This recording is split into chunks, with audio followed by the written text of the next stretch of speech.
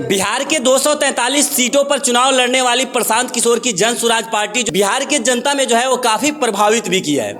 और हमारे साथ जन स्वराज के नेता कहिए या कार्यकर्ता कहिए तो उत्कर्ष श्रीवास्तव जी है। सबसे पहले स्वागत है सर आपका। धन्यवाद सर। बहुत सारी पार्टियां होने के बावजूद आप यहां के पूर्व प्रमुख भी रह चुके हैं, लेकिन आपने जन स्वराज पार्टी चुना।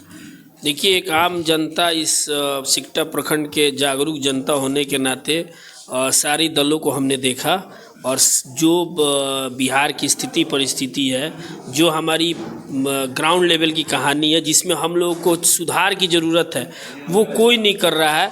वो एक ही आदमी उसके सूत्रधार दिखे, जिनका नाम है श्री प्रशांत किशोर जी। और हम लोग ये सोच के आए कि, और हम लोग की कोशिश भी है कि हम पूरे बिहार का जो दिशा और दशा जो है उसको बदलने में सार्थक प्रयास करेंगे।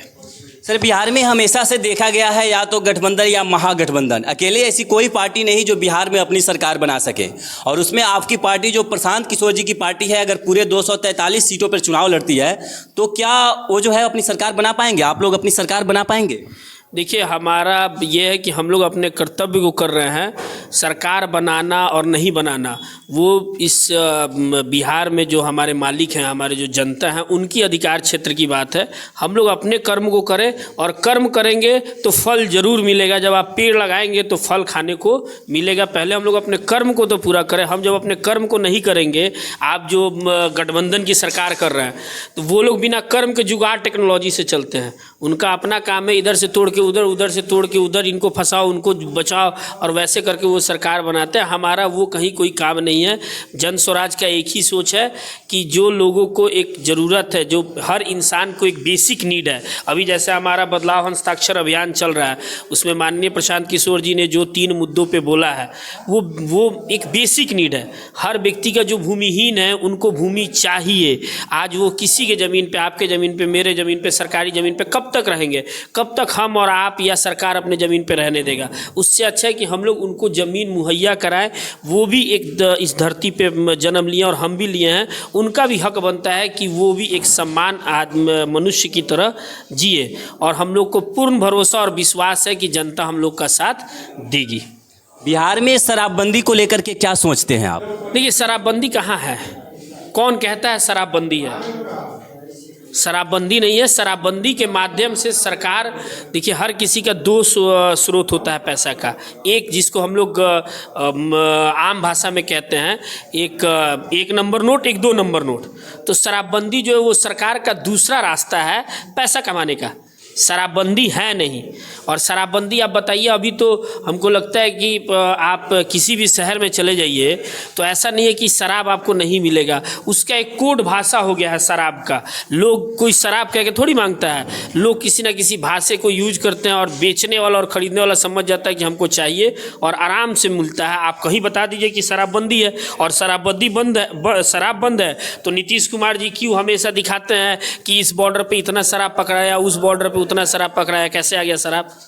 बिहार में पलायन को लेकर के बहुत सारे जो लोग हैं वो परेशान हैं। बिहार से ट्रेन तो खुल रही है, ट्रेन तो नई बन रही है, पर बिहार में फैक्ट्री बनने का कोई भी जो नेता है वो बात नहीं कर रहे हैं, इस पर चर्चा नहीं कर रहे हैं। इसका जिम्मेवार आप किसको मानते हैं? देखिए, जो वर्तमान में सरकार है, सर्वप्रथम तो जिम्मेदार वो खुद हैं। दूसरी बात कि हम लोग सिर्फ सारी चीज़ सरकार पर फेंक दें, ये भी उचित नहीं है। हम लोग भी उसके जिम्मेदार हैं। हमारा फ़र्ज बनता था कि हम सरकार से खोजें। हम लोग अगर चंपारण में बैठे हुए हैं तो चंपारण में जैसे चनपटिया चीनी मिल बंद है, तो हमारा भी फ़र्ज बनता था कि हम लोग खोजें। हम लोग जात पात पे, हम लोग कॉम्युनल पे, हम लोग पैसा के लालच में, हम लोग अपने किसी विशेष लोभ में किसी का सरकार बना देते हैं, किसी को विधायक बना देते हैं, और जिसका खामियाजा हम लोग को भोगना पड़ता है। तो हम सरकार जितना दोषी है उससे कम दोषी हम अपने आप को भी नहीं मानते हैं कि हम लोग कभी ढूंढे ही नहीं। सर, एक और बात से लोग काफ़ी ज़्यादा परेशान रहते हैं। बिहार की 13.5 करोड़ जनता ये सोचती है कि हम वोट अगर आरजेडी को देते हैं फिर भी हमारा मुख्यमंत्री नीतीश कुमार होते हैं, वोट अगर हम बीजेपी को देते हैं फिर भी हमारा मुख्यमंत्री नीतीश कुमार होते हैं। देखिए, जो माननीय मुख्यमंत्री जी जो हैं, उनको अपने कुर्सी से मतलब है। वो आरजेडी के साथ सिद्ध हो, भाजपा के साथ सिद्ध हो। ये सोचने वाली बात हमारे भारतीय जनता पार्टी और राष्ट्रीय जनता दल के लिए है कि वो लोग अपना मुखिया किसको बना के रखे हुए हैं, वो किसके हैं और किस सिद्धांत से। राजनीति जो है वो एक विचार होता है, वो एक सिद्धांत होता है। किसी का भी किसी से कोई आपसी अपना मतभेद नहीं होता है। हर किसी का एक अपना सिद्धांत होता है, एक अपना विचार होता है और उसी सिद्धांत और विचार को लेकर चलता है। तो हम आपके माध्यम से ये अपने और बिहार में जो 2-3 लीडिंग पार्टी है, जैसे भारतीय जनता पार्टी है, राष्ट्रीय जनता दल है, उन लोगों के से जानना चाहते हैं कि भैया वो लोग किस सिद्धांत को मानते हैं और नीतीश कुमार किस सिद्धांत पे हैं। क्योंकि जैसे तेजस्वी जी कभी कहते हैं चाचा हैं, कभी कहते हैं कुर्सी कुमार हैं, पलटू राम है, ये है। कभी हमारे भाजपा के लोग बोलते हैं कि क्या हो रहा है, नहीं हो रहा है। तो ये उनकी अपनी सोच है। जनता त्रस्त है, इस चीज़ पे आप भरोसा और विश्वास रखिए कि जनता त्रस्त है। जनता देख चुकी है कि उनको क्या घाटा है। सर, मेरा लास्ट सवाल रहेगा कि बिहार में अगर आपकी सरकार बनती है तो पहला ऐसा काम क्या रहेगा कि आपकी सरकार उस पर सबसे ज़्यादा ध्यान देगी? देखिए, हमारी सरकार बनती है तो सरकार बनने के कुछ चंद, क्योंकि अचानक से एक बार में सब कुछ नहीं हो जाता है, लेकिन कुछ चंद महीनों के अंदर कुछ मुद्दों को एकदम ज़मीनी स्तर पे चालू किया जाएगा, जिसमें आपको पलायन को रोका जाएगा। कि जो हमारे यहाँ से जो हम लोग जाने जाते हैं कि बिहार लेबर फैक्ट्री है, आप किसी भी स्टेट में, बिहार छोड़िए किसी भी स्टेट में चले जाइए, रिक्शा चलाने वाला, ठेला चलाने वाला, ऑटो चलाने वाला, किसी एक्सपोर्ट लाइन में काम करने वाला, वो सब बिहारी मिलेंगे। वो पलायन बंद किया जाएगा। पलायन बंद, ऐसे तो आप अचानक से पलायन बंद नहीं कर देंगे। तो पलायन बंद करने के लिए जाहिर सी बात है कि उसके साथ एक सपोर्टिंग काम है जिसका नाम है इंडस्ट्रीज लगाना। तो जब पलायन को रोकना होगा तो इंडस्ट्रीज, ऑटोमेटिक इंडस्ट्रीज लगेगा, तभी तो लोग रुकेंगे। लोग घर पे बैठ के तो रहेंगे नहीं, किसी को, सबको कुछ ना कुछ काम चाहिए, तो इंडस्ट्रीज लगेगा। जब इंडस्ट्रीज लगेगा तो लोगों को 2 रुपये का आमदनी होगा।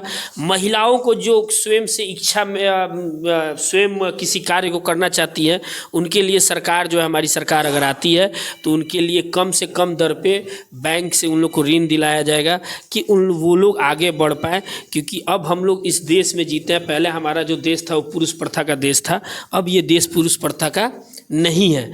अब यहाँ पे जितना हक किसी मर्द को है, उससे कोई कम हक महिला को नहीं है। अगर कोई महिला समाज में आगे आना चाहती है, हमारी कोई बहन बेटी हो, तो उन लोगों को लोन का सुविधा दिया जाएगा। जितने भी बुजुर्ग हैं, जो हमारे चाचा दादा बाबा लगते हैं, उन सब को, क्योंकि 400 रुपये का जो पेंशन है वो भीख है।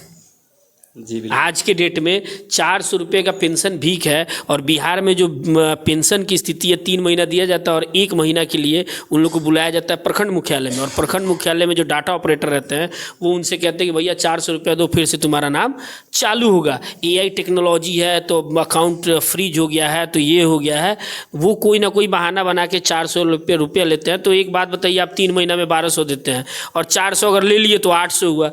तो हमारी सरकार अगर आती है तो 2000 रुपया की जो पेंशन है वो लोगों को दिया जाएगा, जो उसके जो श्रेणी में आते होंगे।